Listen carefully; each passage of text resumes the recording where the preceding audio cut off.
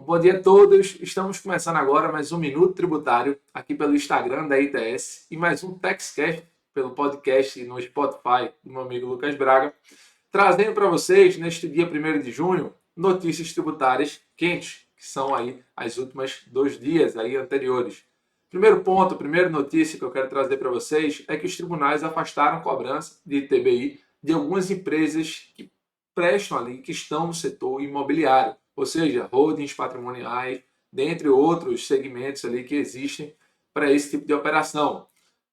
Primeiro ponto que eu quero trazer para vocês para falar dessa notícia, a gente entendê-la ao todo, é ITBI. ITBI é o Imposto de Competência Municipal, que os municípios cobram dos contribuintes, que realizam como fato gerador, que nada mais é, realizam fato previsto na norma de transferir onerosamente bens imóveis para outras pessoas, seja pessoa física ou jurídica. Esse imposto ele incide quando há essa transmissão onerosa e que, enfim, a transmissão pode ocorrer de N modos, seja uma incorporação, cisão, seja, enfim, é uma própria integralização, como a gente vai ver, uma própria operação de compra e venda.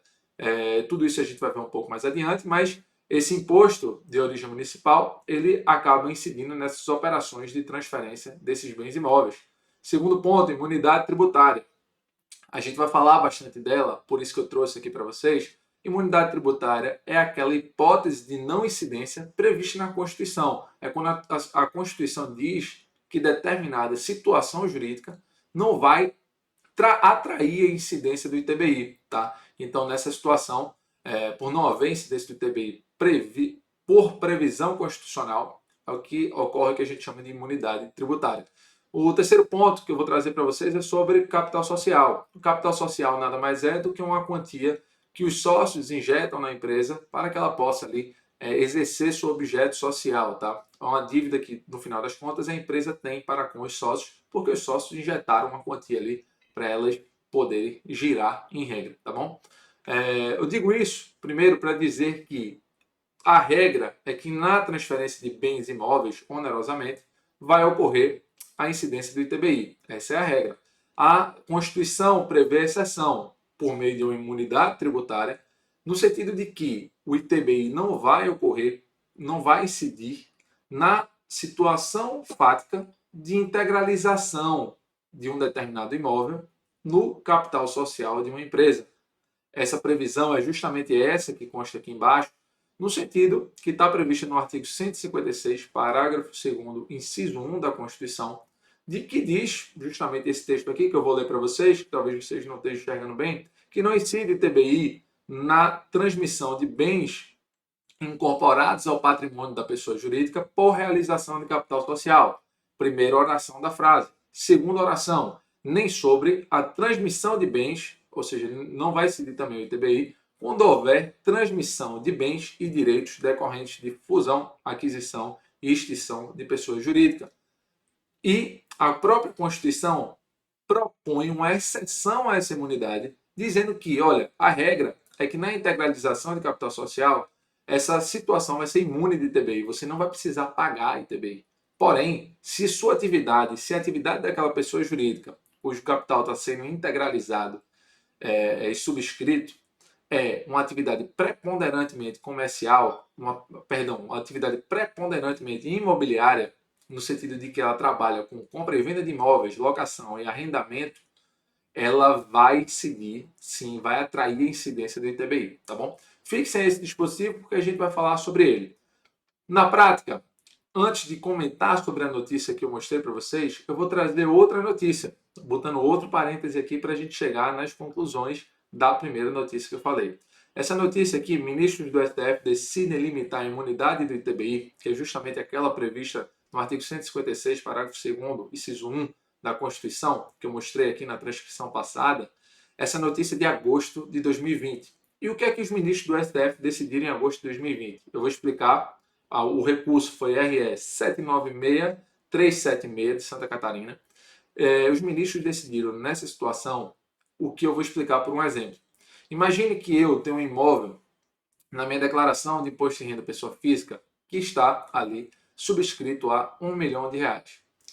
Deus me abençoou bastante, eu tenho esse imóvel E acabei decidindo montar uma holding patrimonial, integralizando esse imóvel, subscrevendo ele, depois integralizando, no capital social da pessoa jurídica. Este imóvel que eu estou integralizando, vamos dizer que eu integralizei ele por R$ 20.000 e 980 mil eu coloquei numa reserva de capital, numa conta do patrimônio líquido, que não se confunde com a conta de capital social da empresa. É uma conta de reserva que eu posso, a qualquer momento, integralizar, gerar ali aquela integralização. O fato é que, neste tipo de operação, o STF decidiu, em agosto do ano passado, que pode sim o município vir a cobrar ITBI sobre a quantia que consta na reserva de capital. Na hipótese que eu dei, no exemplo que eu dei, os R$ 980.000. Isso foi decidido pelo STF.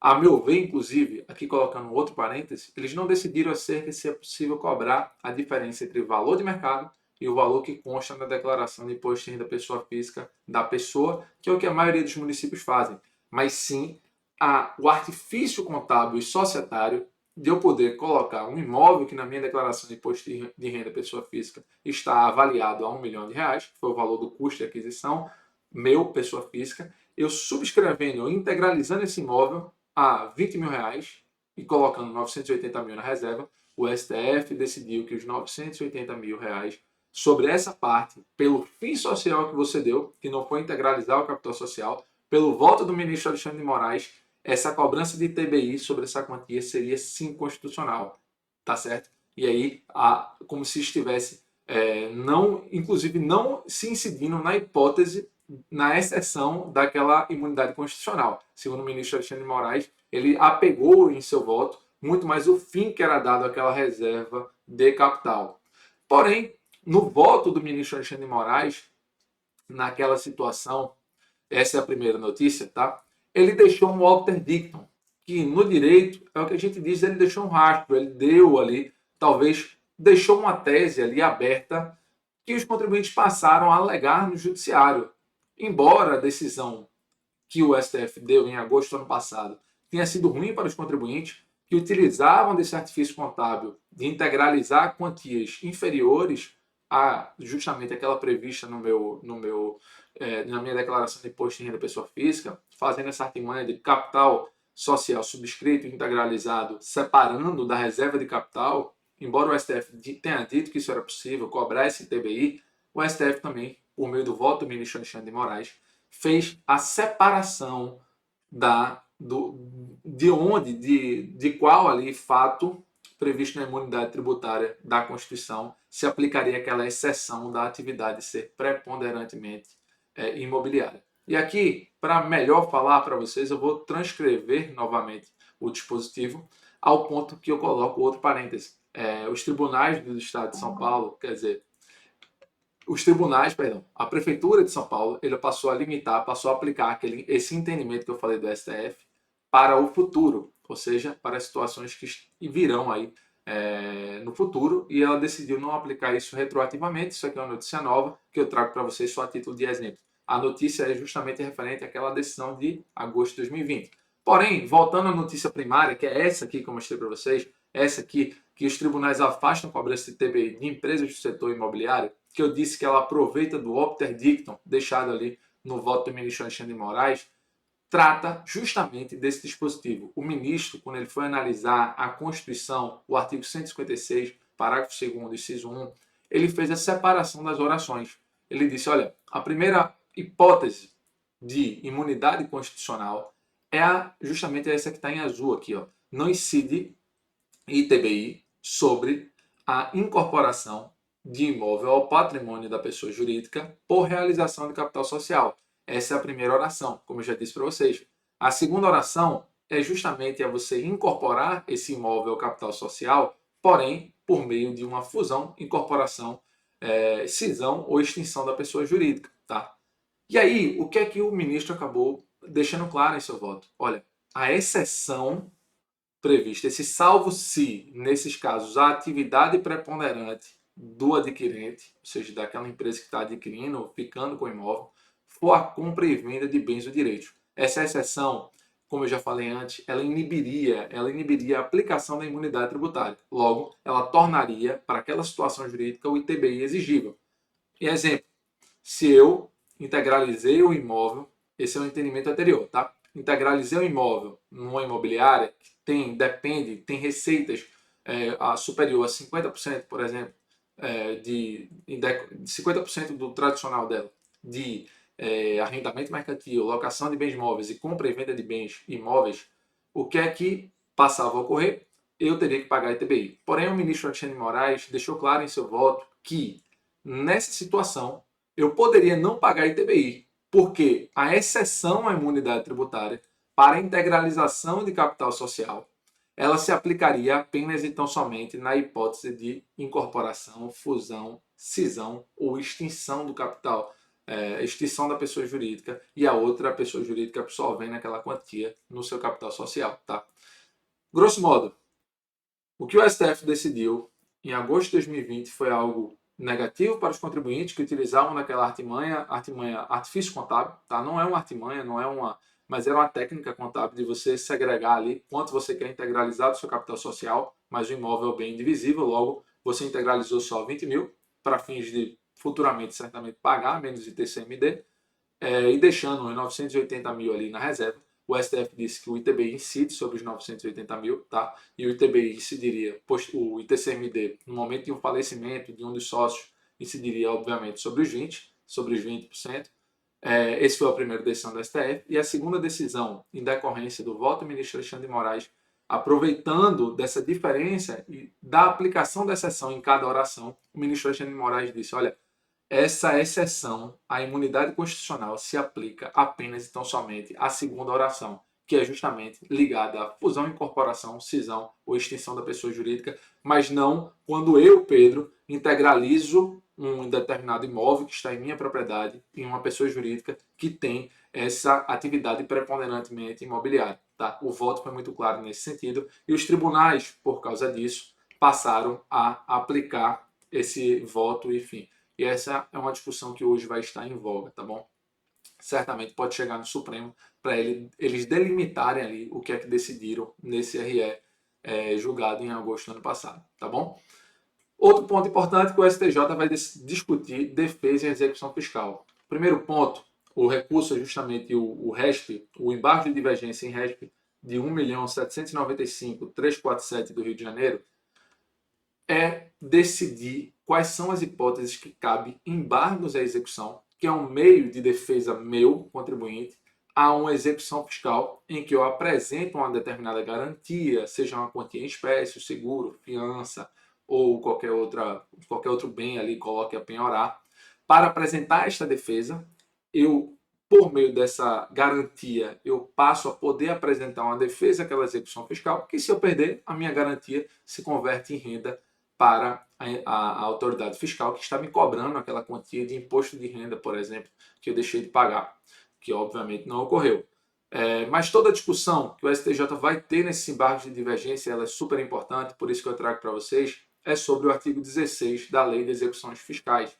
Esse artigo ele prevê que não se admite embargos à execução para se tratar de reconvenção e de compensação, tá? Ele não será admitida reconvenção nem compensação. É isso que ele diz claramente. Eu trago ali ipsilíteres entre parênteses, entre aspas, perdão. Esse dispositivo está sendo discutido pelos ministros, ele já foi discutido em 2009, num julgamento em que, interpretando esse artigo 16, os ministros decidiram que, em uma determinada execução fiscal, que a compensação daquele débito, eu estou devendo um débito de imposto de renda, e eu, por exemplo, pessoa jurídica, já compensei aquele débito que eu estava devendo, mas mesmo assim esse débito, por talvez um equívoco da Fazenda, ele foi inscrito em dívida ativa e ele foi levado à execução fiscal. E aí o contribuinte, nos embargos da execução fiscal, ele disse, olha, esse débito que tu estás me cobrando aí, eu já paguei por meio de compensação.